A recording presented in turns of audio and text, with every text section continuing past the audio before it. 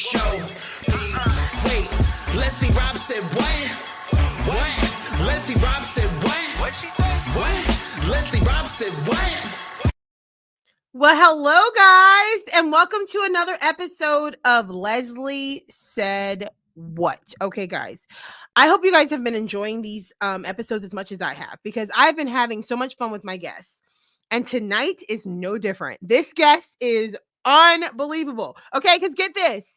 He lived off the grid for 20 years in the mountains, okay, of Montana, and is now a middle school teacher. So he's going to talk about his journey from mountain man to teaching on a reservation, to teaching in Seoul, South Korea, or teaching in South Korea, to teaching in Kuwait, et cetera, to now teaching middle school in Montana. It's going to be a fun episode. So as per usual, feel free to ask questions in the comments, join the conversation. We want you guys to have fun and enjoy, because that just makes it more interesting. Am I right? All right, guys, without further ado, I'm going to bring him on. Mr. Erik Nelson, a.k.a. Montana Slim. Hey, Erik. Leslie, that's a big, I got to live up to a lot here, man, with that introduction. That was a killer introduction, am I right?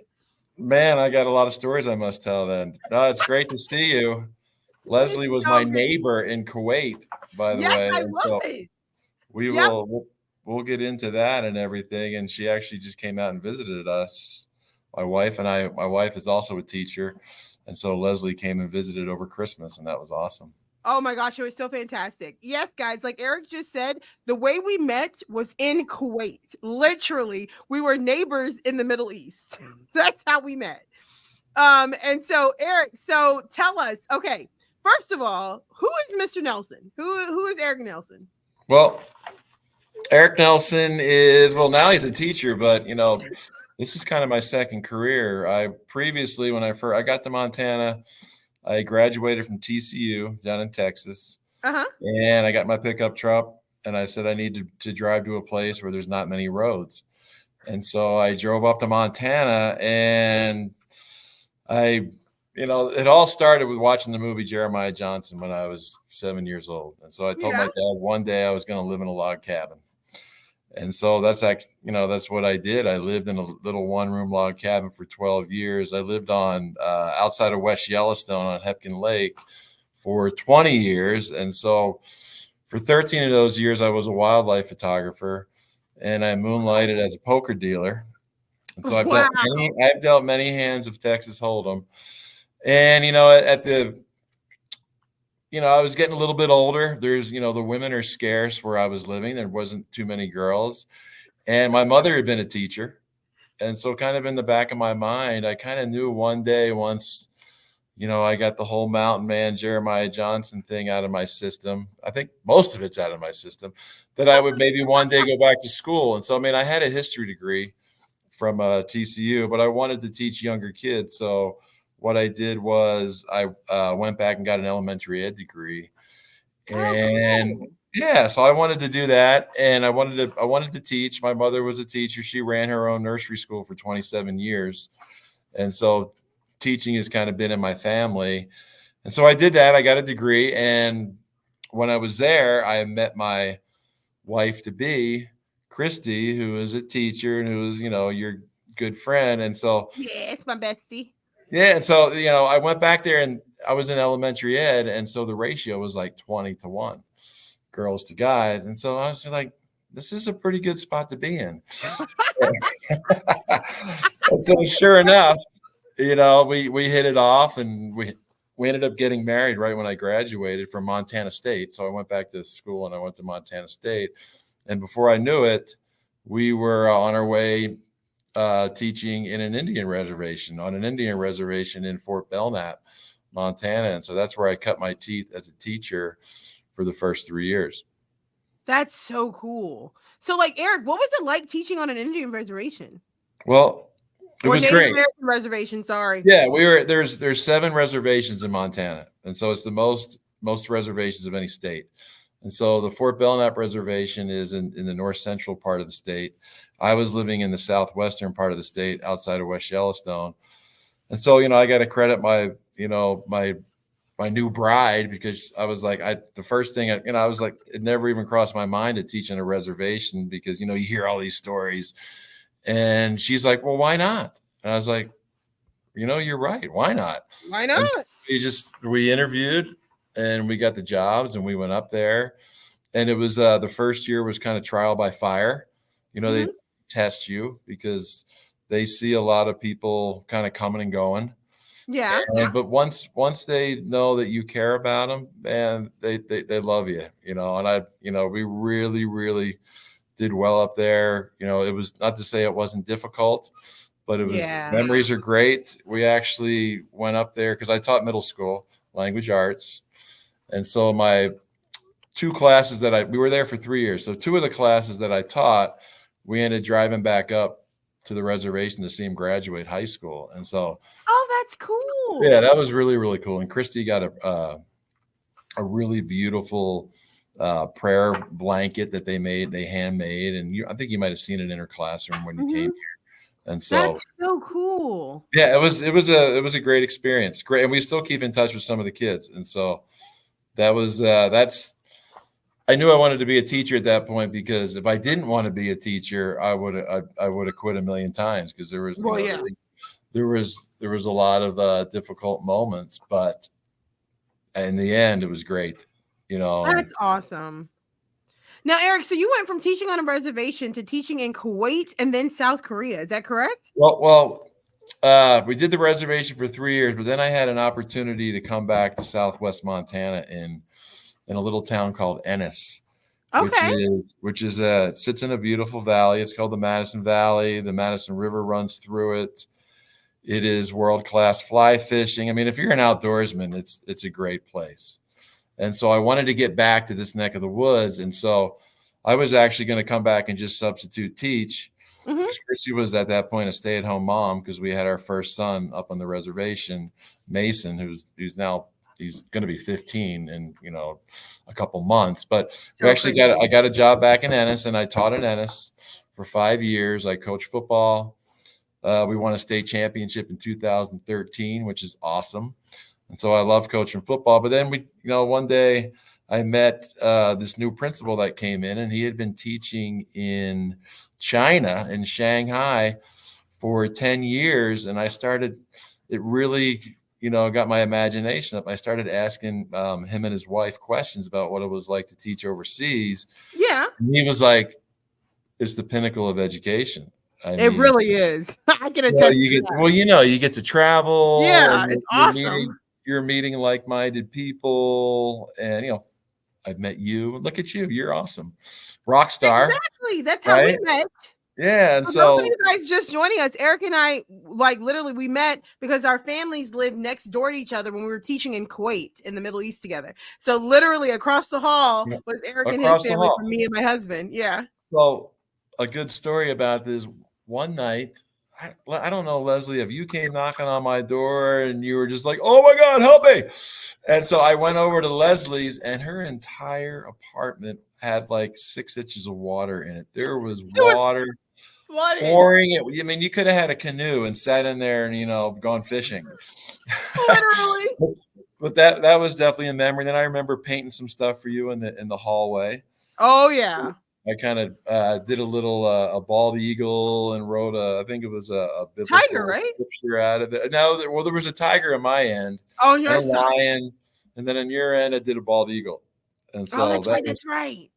And that's still there, which is cool, because we still know people. Cool. There was a friend of mine in South Korea that I met that actually went to Kuwait. She's like, your paintings are still there. So that was cool.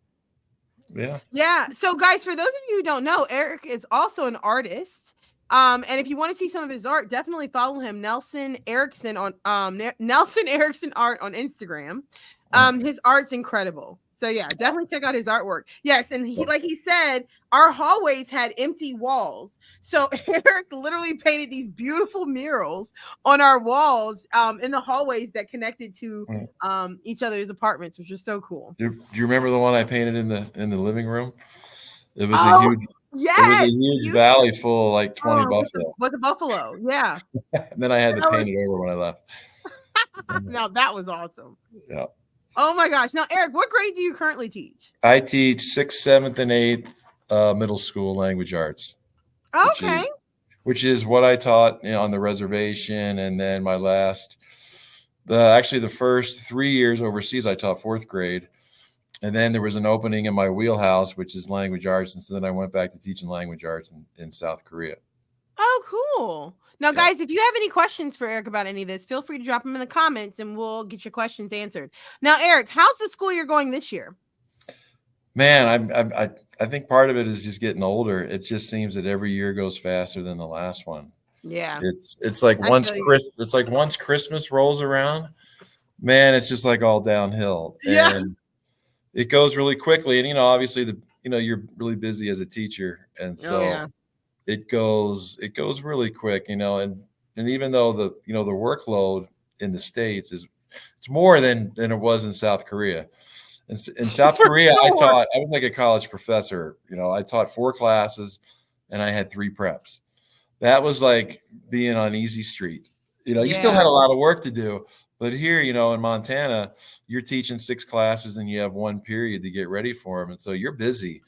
Yeah. And, we're doing a lot in class and we're having a lot of fun, and the day goes quickly. Yeah. It goes really fast. The beginning of the year is fun. You got Halloween, you got Thanksgiving, you got Christmas. And then now that Christmas is over, now I got to figure out what to get my wife for Valentine's Day. Oh, and you better get something, Erik. You better. Yeah, if I don't get something, I'm going to get something like a crack in the rear end. Punch you in the face. Oh Yep. my God. Exactly. Oh my gosh. So Erik, when you were I guess the terminology would be mountain man. When you lived off the grid, how long Yeah. did you live off the grid for? I lived off the grid for almost pretty much 20 years. And so That's so crazy. I arrived there in the late 80s, and I didn't leave until like 2007 when I started teaching. Wow. And so the whole 90s decade, it's kind of funny because you don't have a TV, didn't have a phone. The internet was kind of just getting started. I remember asking people, what is this .com stuff? What's going on with all this .com? And so I had no idea. I had no idea what Friends was, the TV show. Seinfeld, people would talk about it. I'm like, what are you talking about? So now it's like I watch these episodes, because they're out there. And it's kind of funny because I was working in West Yellowstone. I was a wildlife photographer for 13 years. And so I could literally walk out my cabin and be in the wilderness and hike for days without seeing anyone. And then my front yard was a lake. I could have lived there forever, but I wanted to have a family, and it wasn't really the most conducive place to start a family because, like I said before, the women were scarce. Yeah. And so I went back to Need be a woman for that. Yeah. Yeah, I went back to be an elementary ed teacher, and it's great. And I can actually drive to where I lived. It's only an hour away from where I'm living now, and so It's so cool. it's Yellowstone is just an hour away, and we took you there, and we made that goofy video. Yeah, we did. Yeah, we did. Now, what's funny, guys, is when I went to visit them in Montana for Christmas, it was the best time ever. Definitely going to be an annual thing because, guys, if you've never been to Montana, my gosh, you need to go. It is amazing. And so Erik actually drove me past where the cabin that he lived in off the grid. It was really cool. Yep, up in the snow. There's been some development going on in the last 10 years or so, but it was a special spot. It really was. Yeah, that's awesome. Now, it's so funny when you mentioned that you're going to have to get something for Valentine's Day for your wife. Christy said in the comments, from where? The dollar store? Oh, she's listening. How you doing, Christy? Yeah, I'll get you I don't know what I'll get you. Lots of dollars worth, right? You're a mess. In the comments, Nessia says, hey, Les. Hey, Ness. Thanks for watching. Okay, Erik. So next question for you. Okay. All right. So when you mentioned teaching in South Korea, you said it was like being a college professor. How is it different teaching in Kuwait or South Korea than it is in America? Okay. Well, in Kuwait, it was a little different because I taught 4th grade, and the challenges with that, thinking back with that is we didn't even get a lunch break. We actually had to eat lunch with our students. And that was kind of difficult. So Yeah, it was. you were pretty much with your kids. They would go to like music and they had a few specials, but you were with them a lot. Mm-hmm. And the kids in Kuwait, great kids, but they definitely they had a lot of energy and they're very wealthy backgrounds. And so For some sure. parents kind of acted like it was a daycare center, and that was kind of tough Truth. because Truth. some of the kids really weren't there to learn. They were just kind of there to have a good time. Yeah. Well, the difficult, challenging part with that is you had to put out a lot of fires, not between the kids and me because they respected me, but they were kind of at each other's throats every now and then, and you kind of had to be that peacemaker. But all in all, that really was a great experience having Mhm. parent-teacher conferences with parents. The dads are in their full Kuwaiti garb, and I was like, man, I am totally in a different world. Legit. It was I'm wild, with you on that, Eric. but it was very safe. A lot of It people was very safe. I tell people all the time I felt safer in Kuwait than I do in America. yeah, no, it was really safe, and It was just awesome. learning the culture was really neat. Yeah. South Korea was different in that if you became like a specialist, like a language arts teacher, the elementary teachers, they I would probably say they worked harder because Christy was a 5th grade teacher, and she had her kids. She didn't have 3 preps like I did. Yeah. So I had my 3 prep periods where, I could do all my planning. So it was a little more laid back in that regard, but it was still, there was a lot expected out of you because it was a really expensive school to go to. So the parents were definitely like, they were wanting you to teach your kids. Absolutely. Oh, for And sure. so you definitely had to keep the relationship going with the parents, like you do in the States here too. Yeah. But it was a great experience. Korea is a beautiful place. We lived about a 20-minute walk to the ocean, and we were about a 10-minute walk into the mountains. Oh, that's So awesome. we walked everywhere. We probably walked and hiked a good 5 miles a day. That's amazing. Yeah, I'll take that. the fellow that was our security guy, he would walk in from another village every 3-4 days, and he would walk over a mountain to get there. And he was in his 70s. That's so cool. Yeah, they do some serious walking over there, and they're very health conscious. They're exercising a lot, and they got like the best gear. You'll see them trekking up the mountain, and it's pretty funny to see. But they're definitely outdoorsy people, and they were very friendly. It was a great place. Good 5 years. Oh, that's awesome. So you taught for 2 years in Kuwait, 5 years in South Korea, and then Well, I how taught long? 4 years. 4 years 4 in South years. Korea, and that 5th year I took a sabbatical, and I just by the graciousness of my lovely wife, I said, Christy, I just want to paint for a year, and she's like, go for it. And so I Nice. just painted my last year. That's amazing. Yeah, well, it's like it's the place to do it if you're gonna do it, because overseas it depends upon what kind of deal you get, but they pay for your housing, they pay for your airfare, so you can save a Yeah. lot of money. So the international teaching is it's a good gig. It I tell really is. people all the time about teaching internationally. It's literally changed my life. Like it Yeah. is such a good deal. Christy says yes. You ate lunch in your classroom, so you didn't even get a chance of change of scenery. It was a lot. Was that Kuwait that she's mentioning? Yeah, that was Kuwait. And the kids in Kuwait, boy, the lunches that their nannies would pack their lunches because they all have nannies. Yeah. Oh yeah. They all have drivers and nannies, and the lunches that they would pack for the kids is probably like, hey, well, what do you want in your lunch? Oh, I want some cupcakes. I want some ring dings. Give me a devil dog. It was a lot of sugar. Yeah, just a And tad. so then after lunch, it's like, man, I had to be a ringmaster and get my lasso out. Exactly. Exactly. Yeah.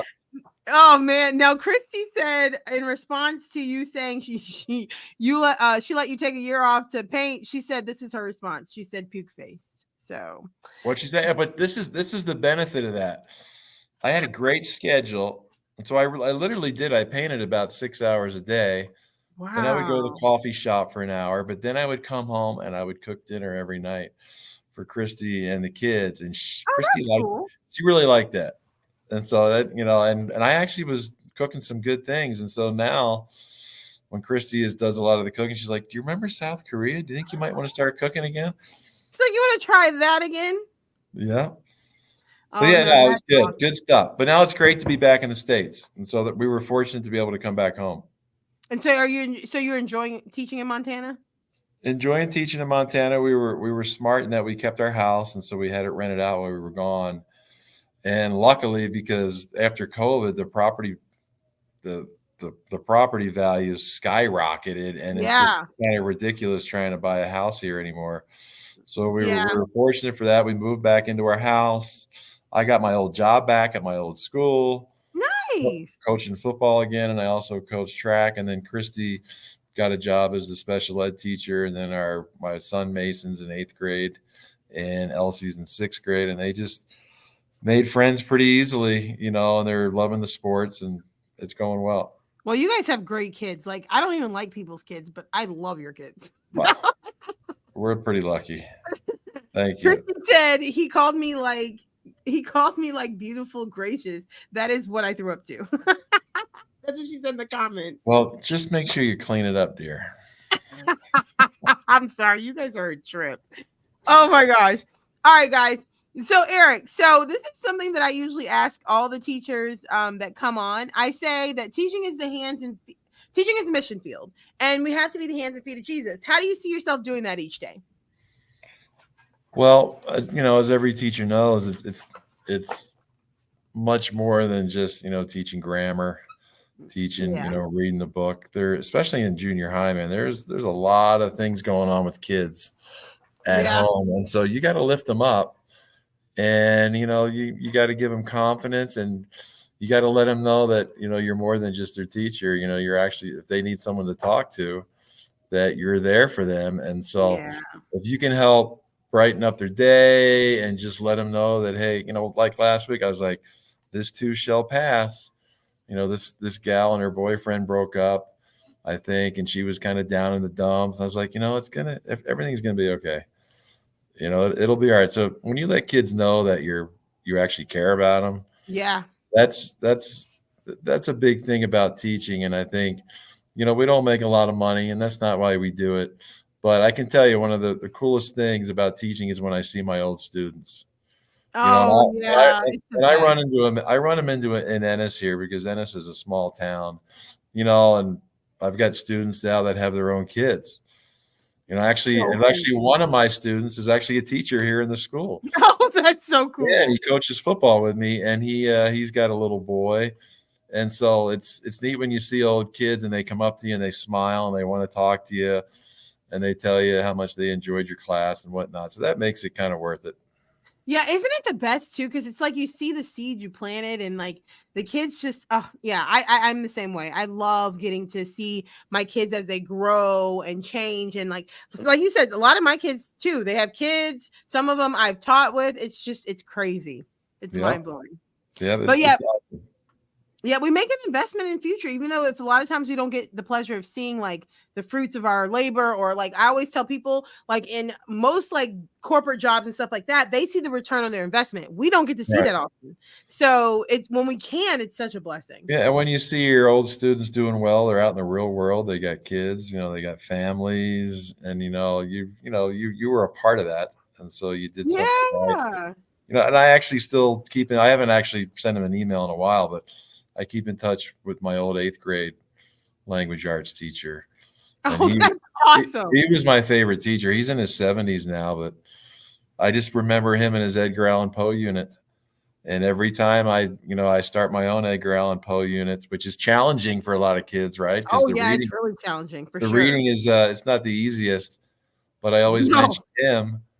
And it's just I remember my middle school teachers probably the most. Oh, and that's awesome. And it's funny that you're actually teaching middle school too. Yeah, I know. I mean, and it's funny. Go figure. It's neat. I think it was, even though I got a later start, I think it was meant to be. And I'm hoping to get, I don't know how many more years I got left, but as long as I keep enjoying it, that's the key. Yeah. And that's the thing. Gotta have fun. It's funny how like the teachers who make the most of an impact on us, we end up teaching that grade level, because that's how it was for me. My high school teachers made the most impact on me, and I teach high school. You're saying that your middle school teacher made the most impact on you, and you're teaching middle school. So it's quite funny how that works. And originally I thought I wanted to teach like third grade, but then middle school, I was like, man, I love it. And it's not a lot of people's cup of tea, because it's, it's pretty challenging. You got you got that age group from about 11 to 14, and but I don't know, I can kind of get myself down to that level, and so they enjoy my humor, and I can joke around with them. If I've said the same thing to the high school kids, they probably roll their eyes. Oh, for sure. But the middle school kids love it. Yeah. I do. They do. They love it. Yeah, and I love reading to them, and we just, I don't know, we have fun, so it's cool. I can relate to them. Yeah, and the crazy part is I taught middle school for 1 year. I can never do it again, Eric. I don't know how y'all do it. No. I can't deal with middle schoolers. I don't know. High school is my sweet spot. I did elementary, I did high school, middle school, and in high school is my sweet spot. That's my spot. So it's funny. We all have our preference, Yeah, and you're awesome at what you do. No, that's thank you. Your smile radiates, Leslie. Oh my gosh, Eric. Yeah, look at it right now. I gotta sit back because it's coming off the screen. You are the best. Oh my gosh. In the comments, Carolyn says, yes, they have to know you care before you can make a true impact. And that's so true. Absolutely. And you just, you when you talk to them, you look at them and you just tell them, hey, what's going every Monday, we're like, all right, let's have a little community time. I love it. What do we do over the weekend? How are we doing? Because, when you take interest in what they're doing outside of class, and the kids here are pretty neat because they're living on ranches, they're helping their dad round up cattle. They're, hunting season is huge here. So they're always bringing me in pictures of, what they got. I shot this big old elk, and I have a wall here with all the photos. That's so cool. So the kids here are pretty neat. Montana's a different world. That's why I said, if you guys have an opening in my area, you guys need to let me know, because I'm coming.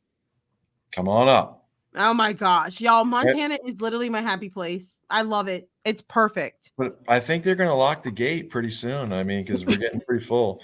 Well, it's getting crazy, especially after that show Yellowstone. Now everybody wants a ranch in Montana. Hey, don't believe it. It's pretty romanticized. Oh my gosh, I know. The show Yellowstone is so romanticized. And then you got all these people gravitating to Montana to buy a ranch. The scenery is beautiful, but one thing you got to realize is, you got winter. When I lived outside of West Yellowstone, winter was a good, some years, 8-9 months. Oh my God. And so when I added up all the years that I lived there, man, I lived 75% of my life was in snow up to my waist. Oh my God. And so you got to be ready for that. There's been a lot of Southerners moving up, and I don't know if they're actually ready for the winter. Some of them scoot back home pretty quickly. Oh my gosh, when I was there for Christmas, you had beautiful weather. It was perfect. It was like the heavens opened up for you, and like the wind wasn't blowing. It was clear skies. It was perfection. We're gonna call that Leslie weather. Yes, that was Leslie weather, because like walking in the snow with the bazillion dogs you guys have. Good times, right? It was incredible. Guys, for those of you who don't know, I am so not a dog person, but Christy somehow wrangled me into taking a picture with 5 dogs. But and anyway. she doesn't eat food that, if somebody has a cat on the counter. I'm sorry, that is so funny. If you guys don't know what we're talking about, we made this video. Christy and I made one, but me and Eric made one as well, of like people who keep cats on the counter and like expect you to eat at their house. That ain't happening. You got a cat on your counter, I ain't eating at your house. It's just not a thing. Stella said in the comments, he's right. You have his beautiful smile. Thank you, Miss Stella. Yes, you do, Leslie. That is so kind, guys. Thank you. In the comments, Carolyn said, yeah, no, thank you. to the Montana weather. Oh my gosh. Yes, Carolyn, we got it. She was saying to the snow, because you said it was up to, where'd you say, up to your waist? Well, I mean, geez, in West, you would drive your car along the roads, and the snow would be, because of the plows, 20 feet high. That's insane. Yeah, Oh my I mean, it was gosh. because it's on a plateau. West Yellowstone sits on a plateau, and so a lot of times in the lower 48, it was the coldest spot in the country. And so we'd have stretches where it was 50 below for 50 below 4 or 5 days, freezing? 50 below zero for 4 or 5 days at a time, at least like 3 times every winter. But when you get that cold, then when it's like 0 degrees or 10 degrees, you're out there in a sweatshirt That's insane. because it's warm. We actually had 40 below here this year, and the creek froze up and the water diverted its path and flooded into our garage. That was fun. Oh, that's lovely. But you know Yeah. what's crazy is when I came to visit, I didn't even need my coat initially that first day. I It mean, was when you like, were here, it was like 40, 50 degrees. It was yeah, crazy. I was like, whoop, whoop. And then the Yeah. next week it was like negative 40 or Well, something. it dropped 80 degrees. Oh, that's insane. Mhm. Yeah, Laura says in the comments, yeah, no cats. No cats. Well, yeah. Well, I tell my wife that, but we have cats. I like cats, but I don't want them coming up into my studio because you know what they like to do? They like to scratch at my carpets that I got in Kuwait. Oh, and we know And those carpets in I'm Kuwait like, are no, precious. you can't do that. No, That was a those chore. carpet guys were precious. That was a chore just getting them back to the States. Yeah, oh my gosh, wasn't it a chore for Yeah. sure? And you had our one big one in your place. Yeah, We left there. Yeah, it's awesome. yeah. The carpets and all those different things in Kuwait are just next level. It's nothing like you get here for sure. Handmade. Handmade for Yeah, sure. no cats in my art studio. Carolyn says in the comments, and we close school here for wind. But you guys will close it for snow. Well, geez, if we closed school here for wind, we wouldn't have any school. Right, especially in the valley, right? Where you guys are. It can blow here. Absolutely. Yeah, because I remember the one night that I was there and the wind was just crazily blowing. So Sometimes you feel like your roof's going to blow off. oh, I wouldn't be surprised. Yeah. Oh my gosh. It can be windy. Well, guys, Eric, thank you so much for taking time to be here. We know that like after school time for a teacher is precious. So we thank you so much for taking time to be here. Guys, be sure to follow Eric on social media at Nelson Erickson Art on Instagram to definitely check out his art. Christy is saying in the comments, and now our friend from Montana, who is now in Kuwait, has that rug that you had, Leslie, the huge one, which is insane to me. It's like it's literally going through friend to friend to friend. It's crazy. And like Christy said, small world.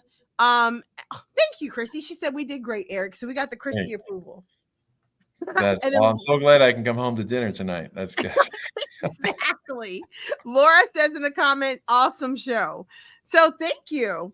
So Eric, apparently we did good, Eric. Who knew? The two of us together. That's because you're a great host. Right? Well, thanks. I appreciate you being here. Salt and pepper. Yeah, guys, because Eric and I are in 2 different time zones. So it's like 4:45 p.m. right after school for Eric, but it's 6:45 here. So Eric definitely wins. East Coast to mountain time. Yeah, exactly. So yeah, you definitely win because I've been out of school for a few hours. You just got out not too long ago. Yeah. So good. And Christy said, of course it was great. Well, thank you, Christy. We got the Christy approval in the comments. But Eric, as per usual, thank you so much for being here. One last question for you. Do you have any additional encouragement for fellow teachers who want to give up? Don't give up. No, it always hits, a couple times a year, I always have those days and I'm like, man, I'm done. I can't do it anymore. Right. But luckily it only lasts for a day or two. And then I have that great moment with a student or, I'm teaching a lesson that I'm totally into and I'm bouncing off the walls and I'm having fun. And I'm just like, I was kind of meant to do this because you are helping out kids. We don't do it to get rich in our pocketbook, but spiritually it is pretty neat in the impact that you can have on these kids. And I think it's important to teach what you like. I teach language arts, and so I love reading and writing, and I love standing up there in front of my class and reading out of books and discussing novels with them. And, we're doing the Holocaust in 8th grade, and we're doing the Underground Railroad in 6th, 7th grade. And so just teach what you like. That's important. Yeah. That's essential. I like that, Eric. So guys, those of you who are teaching and you do feel like you want to give up, maybe it's not necessarily teaching in general. Maybe it's the subject you teach. Maybe find something that you're passionate about and teach that. And also, to piggyback off of Erik, not all the times is it the teaching content. It may be the school that you're at. So you may want to try to switch up the school. So, and you can go overseas too.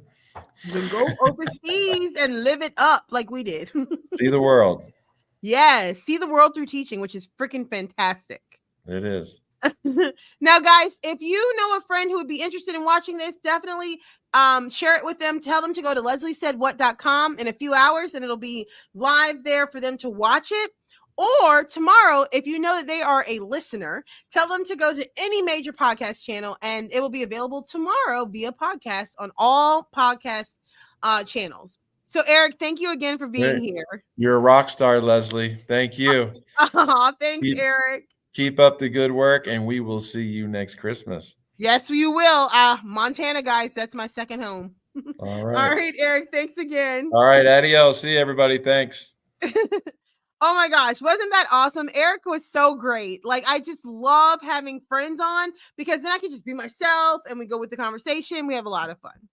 All right, guys. So thank you again for taking time out of your schedule to be here tonight, to be here live. For those of you who are listening via podcast, thank you for being a dedicated listener. We truly appreciate it. But other than that, guys, that's all we have for tonight. Leslie Said What? Season 4, episode 14 is out.